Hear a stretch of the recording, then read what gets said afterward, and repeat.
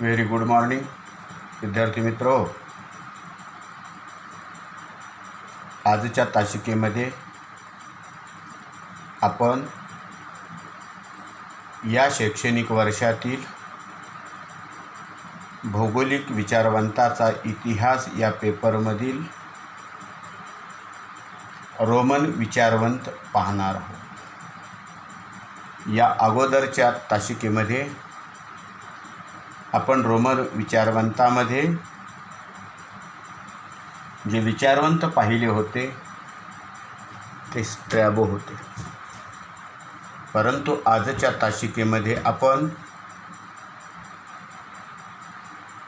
ज्या विचारवंताचा विचार करणार आहोत ते विचारवंत आहेत टॉलेमी. वास्तविक विचार करत असताना ग्रीक विचारवंताचा किंवा ग्रीकांचा पाडाव झाल्यानंतर युरोपातली सत्ता ही रोमन लोकांच्या हाती आली. भौगोलिक दृष्टीने ऐतिहासिक व प्रादेशिक भूगोलाची या काळामध्ये विशेष अशी प्रगती झाली असं म्हटलं जातं. विचार करत असताना साधारणपणे ज्या गोष्टीचा आपण विचार करणार आहोत, खरं तर असं म्हटलं जातं की रोमन युगाच्या आरंभी जगाविषयीचे ज्ञान अतिशय मर्यादित होते. रोमन युगात ते सर्व दिशांनी विस्तारले असं म्हटलं जातं. भूमध्य समुद्राच्या किंवा भूमध्य सागराच्या आसपासच्या प्रदेशामध्ये रोमन लोकांनी त्यांच्या सत्तेचा विस्तार वाढविण्याचं काम त्या काळामध्ये केलेलं आपणाला दिसून येतं. खरं तर रोमन म्हणजे काय, तर आजच्या अस्तित्वात असणाऱ्या इटालीतील लोक म्हणजेच रोमन या अर्थानं वापरलं. रोमन लोकांनी भौगोलिक ज्ञानाच्या विकासाला फार मोठ्या प्रमाणामध्ये योगदान देण्याचं काम केलेलं आपणाला दिसून येतं.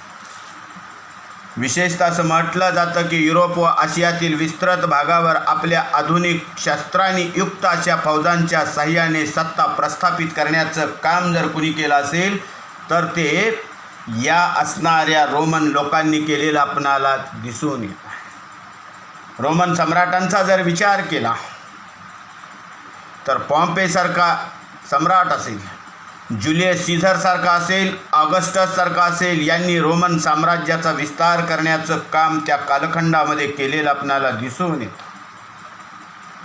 पॉलिबियस असेल, पॉसिडोनियस असेल, यांनी तर प्राकृतिक भूगोलाच्या क्षेत्रामध्ये भरीव कार्य केलेलं आपणाला दिसून येतं. काही विचारवंत आहेत आपण या रोमन विचारवंतामध्ये. स्ट्रॅबोसारखा विचारवंत आहे, टॉलेमीसारखा विचारवंत आहे, याशिवाय अनेक विचारवंत आहेत. त्या विचारवंताचा जर विचार केला तर पॉम्पोनियस मेलासारखा विचारवंत आहे, प्लिनीसारखा विचारवंत आहे. ज्या विचारवंताने असं म्हटलं जातं की या भूगोलाच्या विकासामध्ये मोलाची भर घालण्याचं काम केलेलं आपणाला दिसून येतं. या वेगवेगळ्या विचारवंताचा विचार करत असताना आपणाला प्रामुख्याने जे दोन विचारवंत अभ्यासावयाचे आहेत त्यातलं टॉलेमी आणि स्ट्रॅबो हे दोन विचारवंत आहेत. या पूर्वीच्या तासिकेमध्ये आपण स्ट्रॅबो या विचारवंताचा प्रामुख्याने भौगोलिक विचाराच्या दृष्टीनं विचार केलेला आहे. आजच्या तासिकेमध्ये जर पाहिलं आपण तर असं म्हटलं जातं की टॉलेमी हा जो विचारवंत आहे, खरं तर यांचा इतिहास सांगत असताना असं म्हटलं जातं की ग्रीक लोकांचा पाडाव झाला आणि युरोपियन लोकांचं साम्राज्य विस्तारीकरण या कालखंडामध्ये इसवी सनामध्ये सुरू झालं असं म्हटलं जातं. टॉलेमीचा जन्म इसवी सन 90मध्ये इजिप्त या देशाच्या पेल्युसियम या शहरामध्ये झाला असं मानले जाते. खरं तर त्यांचा जन्म व जीवनाबद्दल प्रत्यक्ष असा कुठलाही पुरावा इतिहासामध्ये आजही आपल्याला उपलब्ध असलेला पाहावयास मिळत नाही. जी आपल्याकडं अधोरेखित असणाऱ्या ज्या गोष्टी आहेत, ज्या गोष्टी सांगितल्या जातात, त्या गोष्टीवरून आपण जे विचार व्यक्त करतो आहोत त्याच्यावरून हे आपण गृहीत धरलेलं आहे की टॉलेमीचा जन्म इजिप्तमध्ये एका पॅल्युसियम या शहरामध्ये झाला असं आपण मानतो. त्यांच्या प्रत्यक्ष जीवनाबद्दलही असा काही पुरावा नाही. त्यांचं संपूर्ण नाव आहे क्लॉडियस टॉलेमी असं होतं. अलेक्झांड्रियासारख्या शहरामध्ये वास्तव्यास असणारे हे टॉलेमी असा अनेक जुन्या ग्रंथामध्ये उल्लेख केला जातो. या तज्ज्ञांचा जीवनकाळ जर पाहिला तर साधारणपणे असं म्हटलं जातं की 78व्या वर्षी अखेरचा श्वास घेतला. म्हणजेच इसवी सनाच्या जवळपास 168 मध्ये यांचं जीवन यात्रा संपली असं म्हटलं जातं. वास्तविक विचार करत असताना प्रामुख्याने 2ऱ्या शतकातील एक महान विचारवंत म्हणून टॉलेमीकडे पाहिलं जातं. प्राचीन काळातील एक खगोल तज्ज्ञ व गणित तज्ज्ञ म्हणून या टॉलेमीची ओळख असलेली आपणाला सांगता येईल. साधारणपणे यांनी ज्या याच्यामध्ये आपलं अध्ययन करण्याचं काम केलं, खगोल तज्ज्ञ व गणित तज्ज्ञ म्हणून ज्यांची ओळख आहे त्यांची मुख्य म्हणजे खगोलशास्त्र, भूगोल आणि नकाशाशास्त्र याबद्दल टॉलेमीचं योगदान अतिशय मोलाचं व महत्त्वाचं इतिहासामध्ये समजलं जातं. नवे भूगोलामध्ये त्याची प्रामुख्याने नोंद केली. त्यांच्या मते भूगोल हे एक शास्त्र आहे की ज्यामध्ये प्रामुख्याने नकाशाद्वारे क्षेत्रीय अभ्यास करण्याचं काम केलं जातं. त्यांनी जे ग्रंथ लिहिलेले, 2 ग्रंथ लिहिलेले, त्या 2 ग्रंथाचा जर विचार केला तर पहिला ग्रंथ आहे अल्मागस्ट व दुसरा ग्रंथ आहे जिओग्राफिया. या 2 ग्रंथाचा जर विचार केला तर असं म्हटलं जातं की या 2 ग्रंथापैकी जिओग्राफिया हा जो ग्रंथ आहे एकूण 8 भागामध्ये प्रकाशित करण्याचं काम त्या काळामध्ये केलेलं आपणाला दिसून येतं. ज्या ग्रंथामध्ये पृथ्वीगोलाची रचना असेल, नकाशा, प्रक्षेपणाची पद्धती यासारख्या विषयी माहिती समाविष्ट करण्याचं काम त्या काळामध्ये टॉलेमीनं आपल्या या ग्रंथामधून केलेलं आहे, ज्या ग्रंथाचं नाव आहे जिओग्राफिया.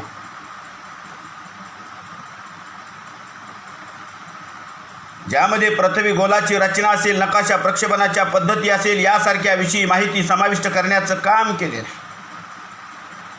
2ऱ्या ते 7व्या भागामध्ये 8000 स्थानांची नावे व त्यांचे अक्षांश व रेखांश या संदर्भामध्ये स्थाने सांगण्याचं काम या टॉलेमीनं त्या काळामध्ये केलेलं आपणाला दिसून येतं. त्यांचा 8वा भाग जो आहे तो अधिक प्रसिद्ध भाग समजला जातो, ज्या भागामध्ये महत्त्वपूर्ण माहिती देण्याचं काम या विचारवंतांनी केलेलं आपणाला दिसून येतं. म्हणून त्यांचा 8वा भाग अधिक प्रसिद्ध असून ज्यामध्ये नकाशाशास्त्राच्या सिद्धांताचे विवेचन, गणितीय, भूगोल, खगोलशास्त्र यासारख्या संबंधीची मौलिक माहिती देण्याचं काम केलेलं आहे. आणि विशेष म्हणजे या ग्रंथामध्ये तर जगाच्या असणाऱ्या नकाशा व इतर 26 नकाशे काढण्याचं काम त्या काळामध्ये या विचारवंतांनी केलेलं आपणाला दिसून येतं. साधारणपणे टॉलेमीनं त्या काळामध्ये जे भूगोलामध्ये जे प्रभाव टाकण्याचं काम केलं म्हणून एक महत्त्वपूर्ण विचारवंत म्हणून टॉलेमीकडे पाहिलं जातं. या टॉलेमीचे जे योगदान आहे भूगोलातलं हे अनेक दृष्टीनं योगदान सांगितलं जातं. प्रामुख्याने खगोलशास्त्राच्या संदर्भातला असेल, पृथ्वीच्या आकाराच्या संदर्भातला असेल, प्रक्षेपण व जगाच्या नकाशाच्या संदर्भातील असेल किंवा प्रादेशिक भूगोलाच्या संदर्भातील ज्ञान असेल, हे ज्ञान भूगोलाच्या दृष्टीनं महत्त्वपूर्ण आणि विकासाच्या दृष्टीनं महत्त्वपूर्ण समजलं जातं. टॉलेमीने जे लिखाण केलेलं आहे ते वेगवेगळ्या शाखेमधील असून त्या शाखामधील प्रमुख अशा योगदानाचा आढावा आपणाला पुढील प्रमाणे घेता येईल. खगोलशास्त्र, पृथ्वीचा आकार, प्रक्षेपण, जगाचा नकाशा किंवा प्रादेशिक भूगोल या संदर्भाने केलेले जे विचार आहेत ते विचार आपणाला खालीलप्रमाणे किंवा पुढील प्रमाणे आपल्याला पाहता येईल. त्यातला पहिला भाग आहे खगोलशास्त्र. टॉलेमीने अलेक्झांड्रियासारख्या वेधशाळेमध्ये आकाशाचं निरीक्षण करण्याचं काम केलेलं आहे.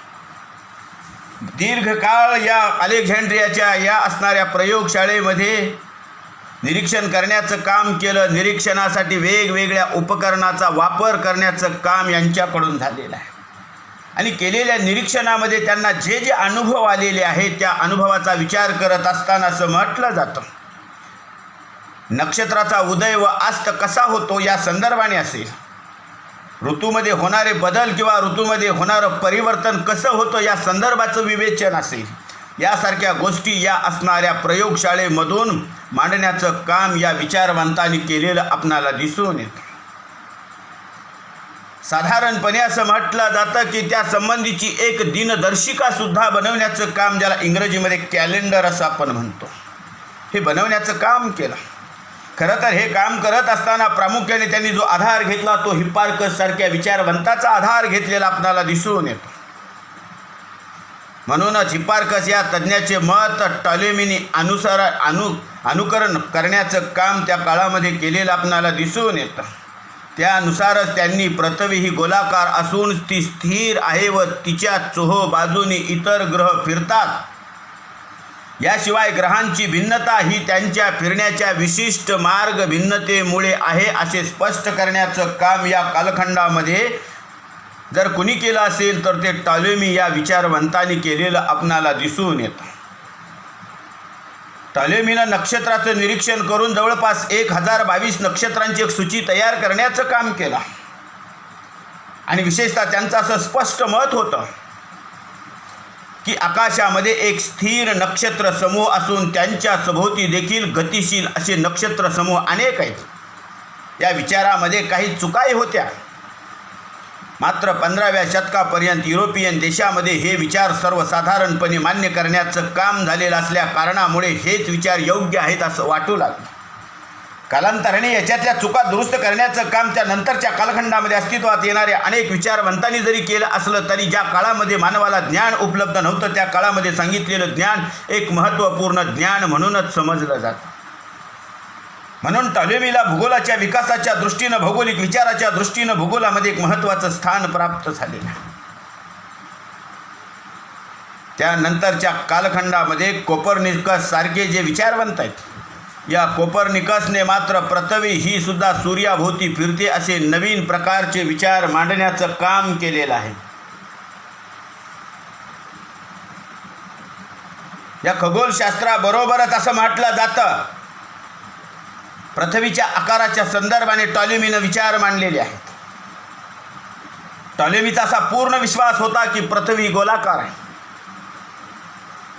म्हणूनच त्यांनी पृथ्वी गोलावर अक्षांश व रेखांशाची आखणी केली. खरं तर असं म्हटलं जातं की अक्षांश व रेखांश या शब्दाचा उल्लेख करण्याचं सर्वप्रथम जर काम कुणी केलं असेल तर या टॉलेमी या विचारवंतांनी केलेलं. पृथ्वी गोलाचे 360 रेखांशामध्ये विभाजन करण्याचं काम केलं.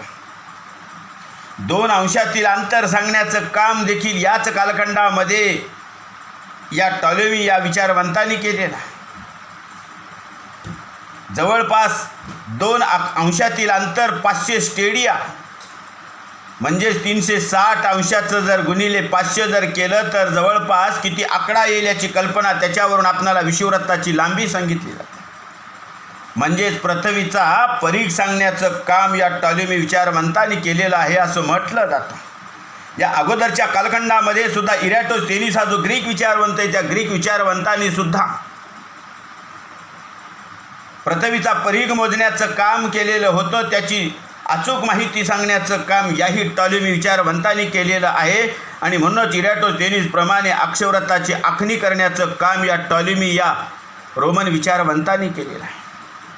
म्हणून पृथ्वीच्या आकाराच्या संदर्भाने यांचे विचार सर्वात महत्त्वपूर्ण या भूगोलामध्ये मानले जातात. तिसरा भाग आहे प्रक्षेपण व जगाचा नकाशा. खरं तर जगाच्या नकाशाचा जर विचार केला प्रारंभापासून ते जवळपास 15व्या ते 16व्या शतकापर्यंतचा इतिहास असा सांगितला जातो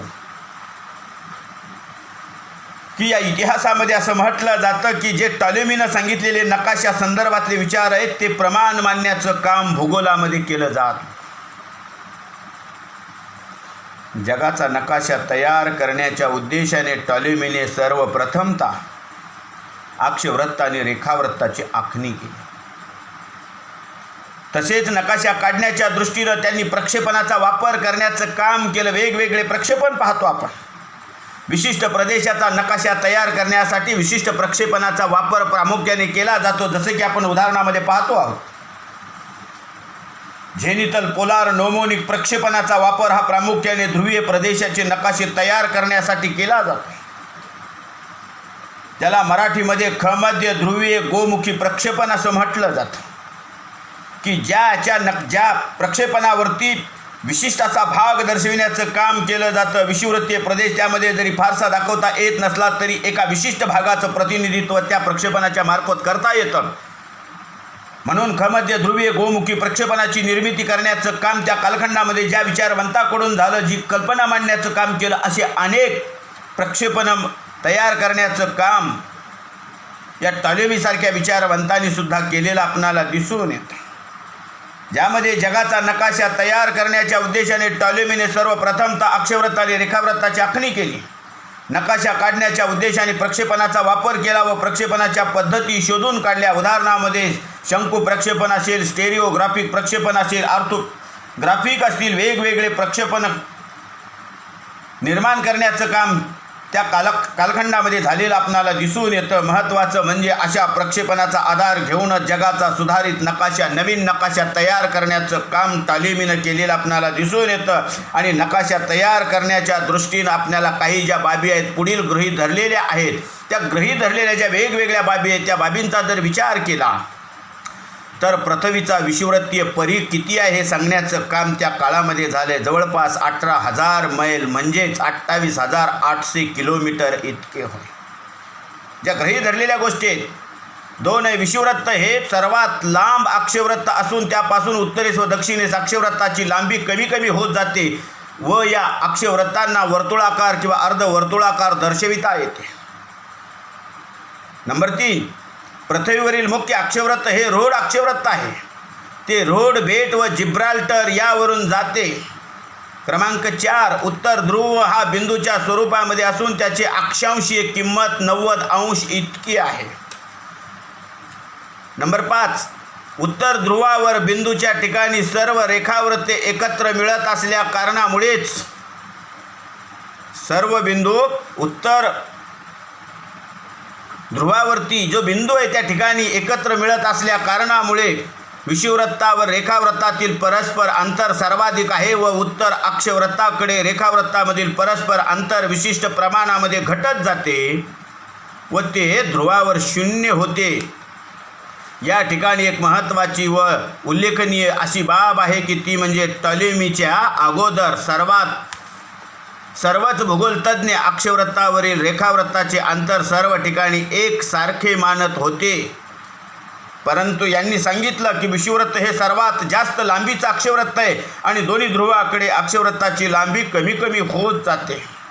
सर्व या माहितीच्या आधारे जर विचार केला तर टॉलेमीने पृथ्वीच्या अर्धगोलाचा नकाशा तयार करण्याचं काम केलं, ज्यावर 180 अंश रेखावृत्त आणि 68 अंश उत्तर अक्षवृत्त दर्शविण्याचं काम, विषुववृत्ताच्या दक्षिणेला फक्त 15 अंश अक्षांश दाखविण्याचं काम केलेलं आहे. खरं तर त्या नकाशामध्ये देश असेल, पर्वत असेल, नद्या असेल यासारखं दाखविण्याचं काम केलेलं आहे. विशेष म्हणजे जगाच्या नकाशामध्ये हवामानाचे प्रदेश दाखविण्याचं काम त्या कालखंडामध्ये या टॉलेमीसारख्या विचारवंतांनी केले. म्हणून तर आपण आज उष्ण, समशीतोष्ण आणि शीत कटिबंध दर्शविण्याचं काम ज्यांनी केलं. म्हणून तर हे कटिबंध सांगतो की आपण कोणत्या कटिबंधात मोडतो, त्या कटिबंधाचे काय वैशिष्ट्ये. जसं की उष्ण कटिबंधीय प्रदेशाचं उष्ण हवामान, समशीतोष्ण कटिबंधीय प्रदेशाचं हवामान शीत प्रदेशापेक्षा थोडं जास्त आणि उष्ण प्रदेशापेक्षा थोडं कमी म्हणजे मध्यम. तर शीत कटिबंधीय प्रदेशातलं हवामान अतिशय शीत या अर्थाने उष्ण, समशीतोष्ण आणि शीत असे भाग पाडण्याचं काम या विचारवंतांनी केलेलं आपणाला दिसून येतं.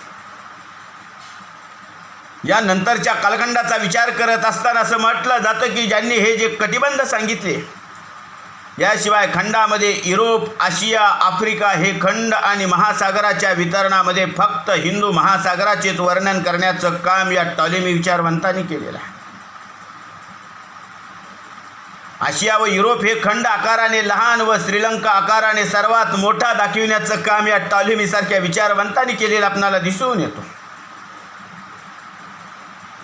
टॉलेमीनं काढलेला जगाचा नकाशा म्हणून नकाशाशास्त्रातील आधारस्तंभ समजण्याचं काम होऊ लागलं. ज्या नकाशामध्ये काही चुकाही होत्या, परंतु हा नकाशा घेऊनच प्रसिद्ध संशोधक कोलंबस हा पृथ्वी भ्रमणासाठी निघाला असं म्हटलं जातं. आणि भारत समजून त्यांनी अमेरिकेचा शोध लावला.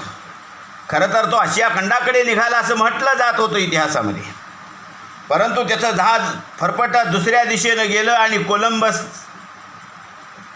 अमेरिकेमध्ये प्रथम पाय ठेवण्याचं काम केलं. म्हणून अमेरिकेचा शोध कोलंबसने लावला असं म्हणतो आपण.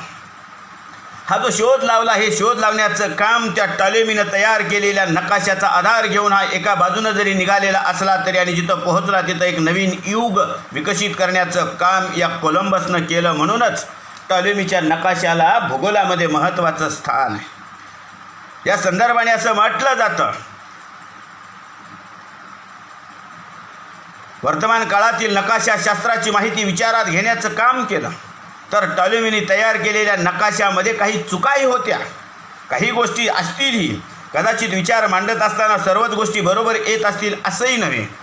तर असं म्हटलं जातं की काही गोष्टीच्या चुका कालांतराने निदर्शनास आल्या व चुका सांगण्याचं काम अनेक विचारवंतांनी नंतरच्या कालखंडामध्ये केलं. जसं की आपण पाहतो, त्यांनी सांगितलेला जो पृथ्वीचा परिघ होता हा बरोबर होता असं नाही, थोडाफार चुकीचा आहे असं म्हटलं जातं. एक पृथ्वीचा ग्राह्य समजलेला परिघ हा चुकीचा होता. 2 विषुववृत्ताचे जे स्थान सांगितले होते किंवा ठरविले होते त्यापेक्षा उत्तरेला 640 किलोमीटरवर विषुववृत्ताचे वास्तविक स्थान आहे हे सांगण्याचं काम अनेक विचारवंतांनी केलेलं आहे. नंबर 3, चुकीच्या विषुववृत्तामुळे व अक्षवृत्तामुळे ज्या भागाचे योग्य चित्रण झाले नाही अशा भागास त्यांनी अज्ञात भूमी असं नाव देण्याचं काम केलेलं आपल्याला दिसून येतं. नंबर 4, जवळच्या 2 रेखावृत्तातील अंतर 80 किलोमीटर मानलं आहे, परंतु प्रत्यक्षामध्ये 2 असणाऱ्या रेखावृत्तामधील अंतर जे आहे, 2 जवळच्या रेखावृत्तामधील प्रत्यक्ष अंतर हे 112 किलोमीटरचं इतकं आहे. म्हणजे हा सांगण्यामधला हा फरक आहे. साधारणपणे कुठल्याही गोष्टी आपल्याकडे आधारभूत नसताना, कुठल्याही गोष्टी आपल्याकडे मान्य नसताना त्या गोष्टी संदर्भातले विचार मांडणं हे सुद्धा तितकंच महत्त्वाचं समजलं जात होतं. म्हणून प्रत्यक्षामध्ये जरी 2 रेखावृत्तामधील अंतर 112 किलोमीटर असेल आणि यांनी सांगितलेलं जरी 80 किलोमीटर असेल तर त्या जवळपास सांगण्याचा विचार त्या काळामध्ये झाला, म्हणून यांचे विचार महत्त्वपूर्ण मानले जातात. नंबर 5, टॉलेमीचा नकाशा पश्चिम पूर्व भागात आकुंचन पावलेला आहे, त्यामुळे कॅस्पियन समुद्र व इजिप्तची खाडी इत्यादीचा विस्तार या नकाशामध्ये अधिक दाखविला गेलेला आपल्याला दिसून येतो. नंबर 6,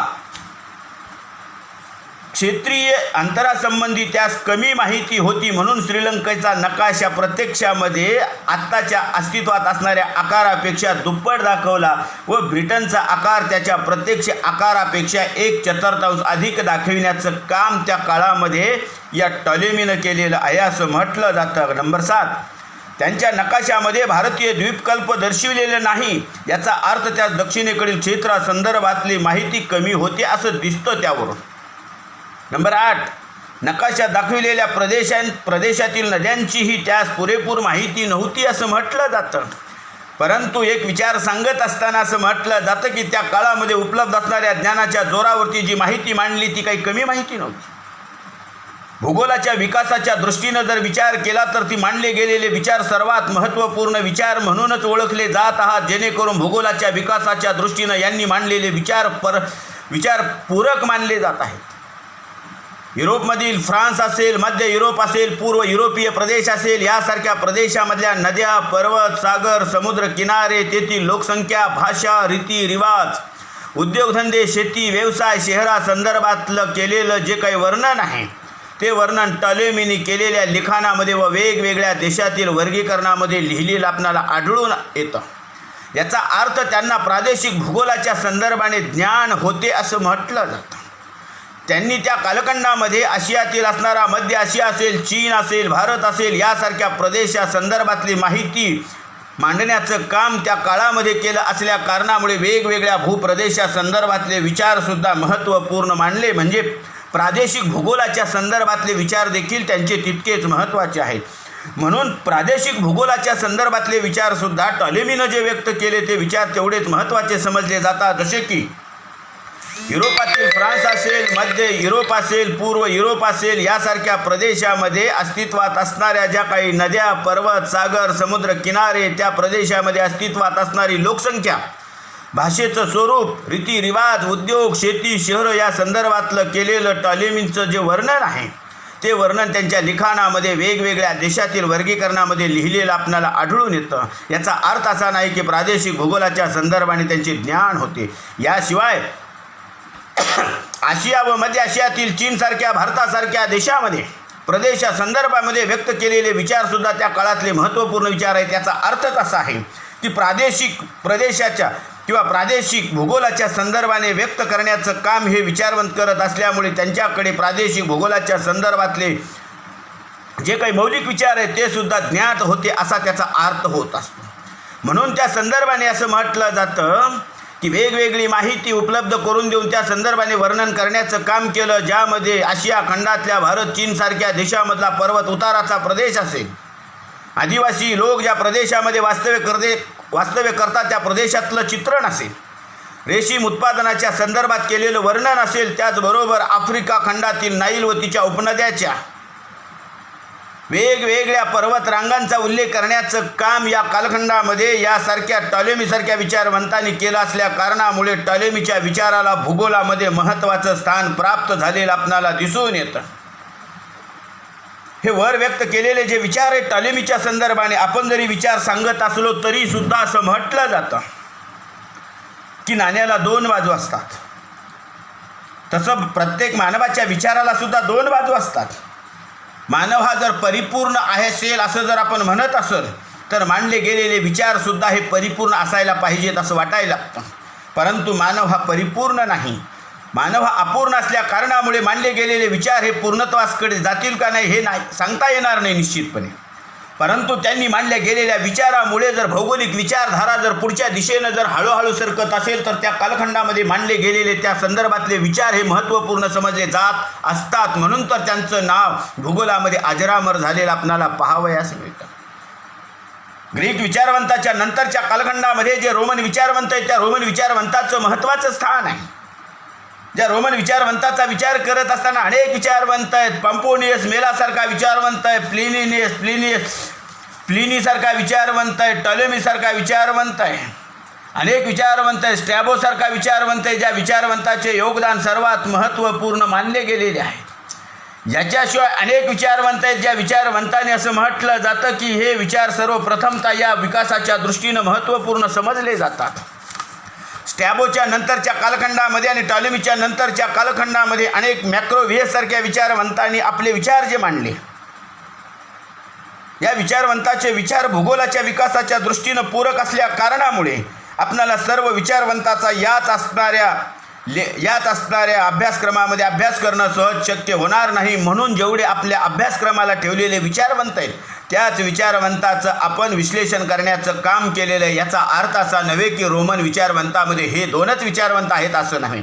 याच्याशिवाय अनेक रोमन विचारवंत आहेत. त्या रोमन विचारवंताचं भौगोलिक विचाराच्या दृष्टीनं महत्त्व भूगोलामध्ये आहे.